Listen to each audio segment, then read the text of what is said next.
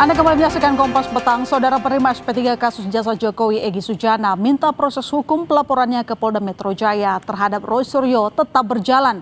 Egy mengaku tersinggung dituding pengkhianat oleh Roy Suryo karena menemui Jokowi di Solo.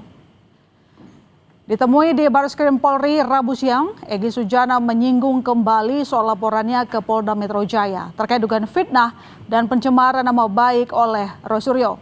Egy dan Damai Lubis sebelumnya melaporkan Roy Suryo dan Ahmad Kozinudin karena merasa disindir oleh ucapan Roy soal kehilangan 2 tuyul. Egy bilang Roy harus menjelaskan maksud kalimat membeli sehingga tidak termasuk dalam fitnah dan pencemaran nama baik. Egy juga bilang membuka kesempatan jika pihak Roy ingin meminta maaf, namun ia pastikan hukum berjalan terus. Pengkhianat telah membeli. Ada diksi kata membeli. Menurut hukum, berapa jual belinya? Transaksinya di mana? Berapa besar saya dibeli? Nah, kalau dia tidak menjelaskan dengan jelas, maka itu namanya fitnah dan pencemaran nama baik. Harus rela dong diadili.